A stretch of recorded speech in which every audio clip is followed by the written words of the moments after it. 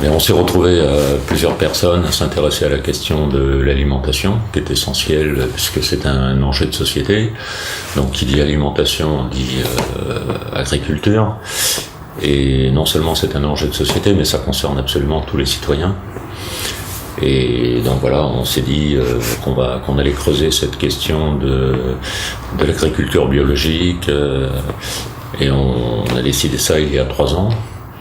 On a basé ça sur des enquêtes de terrain pour pouvoir ensuite tenter d'analyser le pourquoi du comment. Et pourquoi la bio? Parce que vous sentiez que la bio était déjà en train de s'industrialiser? Parce que pour nous, la bio, ça a toujours été le respect de la vie, quoi, dans un sens global, pas seulement dans le sens où on l'entend dans les pays soi-disant développés, hein, c'est-à-dire où la bio est enfermée dans un concept de produits issus d'une agriculture qui n'utilise pas les produits chimiques, mais en fait c'est beaucoup plus large que ça. Et notamment on a découvert en voyageant en Amérique du Sud ou dans certains pays d'Afrique ou arabes, donc la notion de l'agroécologie par exemple est beaucoup plus large, quoi. C'est le respect de la biodiversité, c'est le respect du vivant, c'est ça la bio, quoi.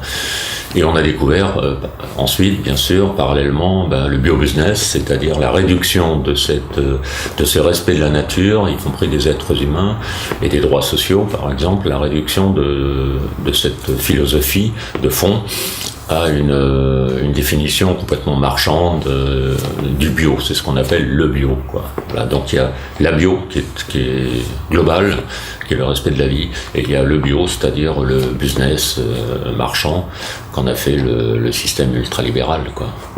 Comme de beaucoup de choses, hein, le système récupère très très vite nos aspirations populaires pour essayer d'en faire des marchandises. Mais l'essentiel, c'est que dans nos enquêtes de terrain et ensuite dans nos analyses, c'est que il y a des millions et des millions non seulement de paysans, mais de citoyens qui s'organisent, qui continuent à respecter la nature dans les modes de production, mais aussi les modes de transformation, de distribution, puisqu'on est dans une économie globale.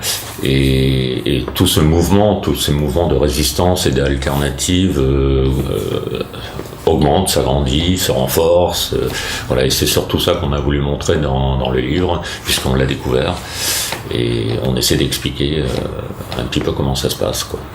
Mais ce n'est qu'un outil parmi d'autres, hein, et l'essentiel c'est le débat citoyen, puisqu'on est tous concernés par ces questions-là.